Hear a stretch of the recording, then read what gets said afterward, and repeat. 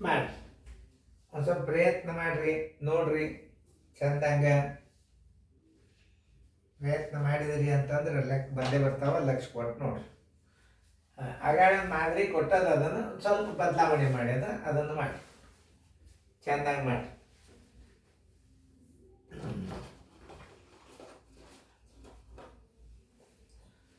ಲಕ್ಷ ಕೊಟ್ಟು ನೋಡ್ರಿ. ಬ್ರೆಡ್ಡಿನಲ್ಲಿ 0.6 gram protein ಇದೆ. ಒಬ್ಬ ರೋಗಿಯು ದಿನಕ್ಕೆ 42 ಗ್ರಾಂನಷ್ಟು ಪ್ರೋಟೀನ್ ಅವಾಗ ಹೊಟ್ಟೆಗೆ ಬೇಕಾಗಿದೆ. ಒಂದು ಬ್ರೆಡ್ ಪೀಸ್ ಕೊಟ್ಟರೆ ಎಷ್ಟು ಗ್ರಾಮ್ ಪ್ರೋಟೀನ್ ಅದ? 0.6 ಪ್ರೋಟೀನ್ ಅದ. ಹಂಗಾರೆ ಅವಾಗ ದಿವ್ಸಕ್ಕೆ 42 ಗ್ರಾಮ್ ಪ್ರೋಟೀನ್ ಅವಾಗ ಬೇಕಾಗ್ಯದಂದ್ರೆ ಅವ್ ಬ್ರೆಡ್ ಎಷ್ಟು ಕೊಡ್ಬೇಕು ಅವಾಗ? ಅದನ್ನ ಈ ಲೆಕ್ಕ ನಾವು ಹೆಂಗೆ ಮಾಡ್ತೀನಂದ್ರೆ ನೋಡಿ, ಇಲ್ಲಿ 0.6 ಗ್ರಾಮ್ ಬರೋಬ್ಬರಿ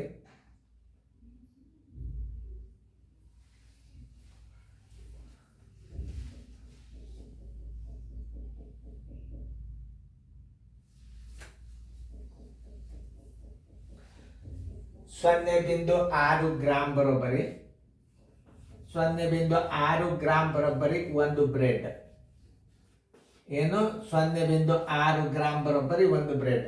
42 ಗ್ರಾಮಿಗೆ ಎಷ್ಟು ಬ್ರೆಡ್ ಅವ್ರಿಗೆ ಕೊಡಬೇಕು? 42 ಗ್ರಾಮ್ ಪ್ರೋಟೀನ್ ಬೇಕಾಯ್ತು.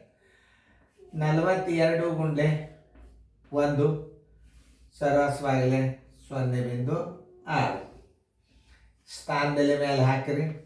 ಎಷ್ಟಾಯ್ತು? 10. ಇದ್ರ ಸ್ಥಾನದಲ್ಲಿ 10 ಆಯ್ತು. 6 ಒಂದಲೆ 6 ಏಳಲೆ 10 ಏಳಲೆ 70 ಬ್ರೆಡ್ ಪೀಸ್ ಕೊಡ್ಬೇಕು ಅವನು. ದಿವಸಕ್ಕೆ ಎಷ್ಟು? 70. ಎಷ್ಟು ಪ್ರೋಟೀನ್ ಹೊರಗೆ ಬ್ರೆಡ್ ಬೇಕಾಗ್ತದೆ? 70 ಬ್ರೆಡ್ಡುಗಳು 70 ಬ್ರೆಡ್ಡುಗಳು ಬೇಕು ನೋಡಿ. ಇಂಥವೆಲ್ಲ ಲೆಕ್ಕಗಳನ್ನು ನೀವು ಚೆಂದಾಗಿ ತಿಳ್ಕೊಂಡು ಮಾಡಿದರೆ ಯಾವ ಲೆಕ್ಕನೂ ಬಿರಿ ಆಗೋದಿಲ್ಲ. ಈಗ ನೋಡಿ, 2 ಸ್ಥಳಗಳ ನಡುವಿನ ದೂರ 960 ಕಿಲೋಮೀಟರ್. ಇದನ್ನು ಮೈಲುಗಳಲ್ಲಿ ಬರೆಯಿರಿ. 1.6 ಕಿಲೋಮೀಟರ್ ಅಂದ್ರೆ 1 ಮೈಲ್ ಅಂದ್ರು ಒಂದೇ. ಮತ್ತು 8 ಕಿಮಿ ಬರೋಬ್ಬರಿ 5 ಮೈಲ್ ಅಂದ್ರು ಒಂದೇ. ಇದನ್ನ ಹೆಂಗೆ ಹಚ್ಚೋದು ನೋಡಿ. 8 ಕಿಮಿ ಬರೋಬ್ಬರಿ 5 ಮೈಲು. 8 ಕಿಮಿ ಬರೋಬ್ಬರಿ 5 ಮೈಲು. 960 ಕಿಮಿ ಬರೋಬ್ಬರಿ ಎಷ್ಟು ಮೈಲು? 960 ಗುಂಡ್ಲೆ 5 ಸರ್ವಸ್ವಾಗಲೇ 8 ನೋಡ್ರಿ. 8 ಒಂದಲೆ 1 8 ಎರಡಲೆ 16 ಪೂಜೆ 12 ಐದಲೆ 600 ಕಿಲೋಮೀಟರ್. ಆನ್ಸರ್ ಬರೋಬ್ಬರಿ 600 ಕಿಲೋಮೀಟರ್ ನೋಡಿ. ಯಾರು ಕರೆಕ್ಟ್ ಮಾಡಿ ರೈಟ್ ಹಾಕೊಡು.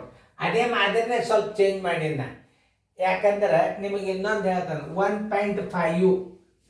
1.5 ಕಿಮಿ ಬರೋಬ್ಬರಿ 1 ಮೈಲು. ಹೌದಾ? ಈಗ ನಿಮ್ಗೆ ಗೊತ್ತಾಗಲ್ಲ ಇದೇನು ಬರ್ದಿದ್ದೀವಿ ನಾವು.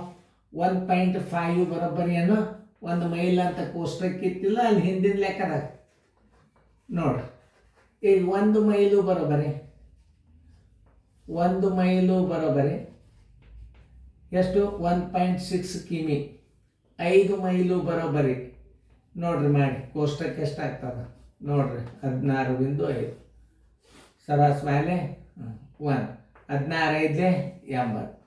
ಒಂದು ಸ್ಥಾನ ಬಿಟ್ಟು ಕೊಡಿ. 8 ಕಿಲೋಮೀಟರ್ ತೋರಿಸಿದ್ ನಾ ಕೋಷ್ಟಕ್ಕೆ ನಿಮಗೆ. ಅದನ್ನ ಯಾಕೆ ಹಾಕ್ಯಾರ? 2 ಒಂದೇ ನೋಡಿ. 1 ಮೈಲ್ ಬರೋಬ್ಬರಿ 1.6 ಕಿಲೋಮೀಟರ್ ಅಂದ್ರೆ 1 ಮೈಲಿಗೆ 1.6 ಕಿಲೋಮೀಟರ್ ಅಂದ್ರೆ 5 ಮೈಲಿಗೆ ಎಷ್ಟು? ನಾ ಏನು ಬರ್ದನು? 8 ಕಿಲೋಮೀಟರ್ ಬರೋಬ್ಬರಿ 5 ಮೈಲ್ ಅಂತ ಬರ್ದನು. 5 ಮೈಲು ಬರೋಬ್ಬರಿ 8 ಕಿಲೋಮೀಟರ್ ನೋಡ್ರಿ. ಅಲ್ಲಿ ಸೂತ್ರದಾಗ ನಾ ತೆಗೆದು ತೋರಿಸಿದ ಗಣಿತ ಪರ್ಫೆಕ್ಟ್ ತಿಳ್ಕೊಬೇಕು ನೀವು. ಅಂದ್ರೆ ಅವೆಲ್ಲ ಉತ್ತರ ನಿಮಗೆ ಸೀದಾ ಬರ್ತಾವೆ. ತಿಳಿತಲ್ಲ? ಸರಿಯಾಗಿ ನೋಡ್ರಿ.